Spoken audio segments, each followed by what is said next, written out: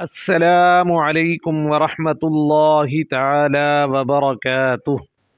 بسم اللہ الرحمن الرحیم۔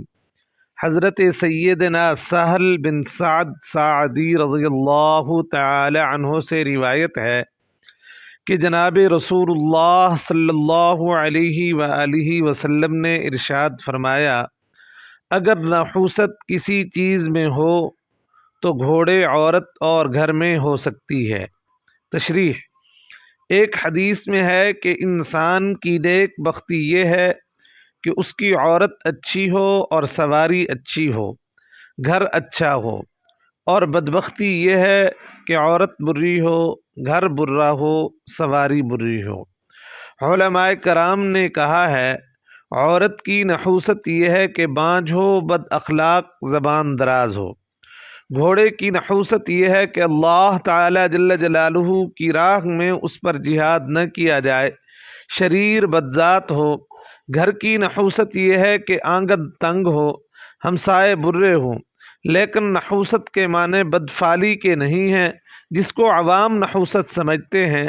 یہ تو دوسری حدیث میں، صحیح حدیث میں آ چکا ہے کہ بدفعلی لینا شرک ہے۔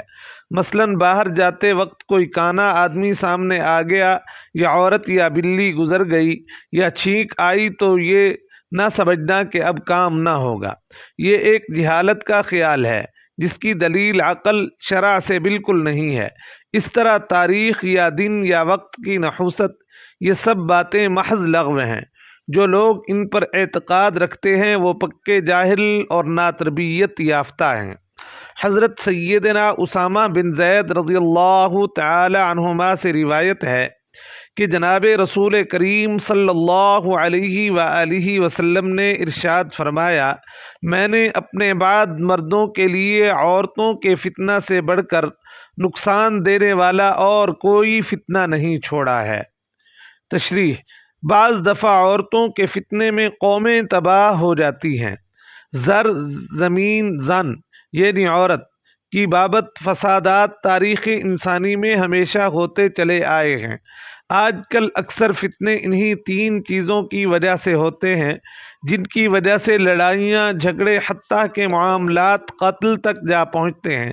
اللہ تعالی جل جلالہ ہمیں ان فتنوں سے محفوظ فرمائے اور ہمیں اپنی زندگی حضور صلی اللہ علیہ وآلہ وسلم کی سیرت سنت کے مطابق گزارنے کی توفیق عطا فرمائیں۔ آمین ثم آمین یا رب العالمین۔ اگر ویڈیو اچھی لگے تو لائک، شیئر ضرور کر دیا کریں۔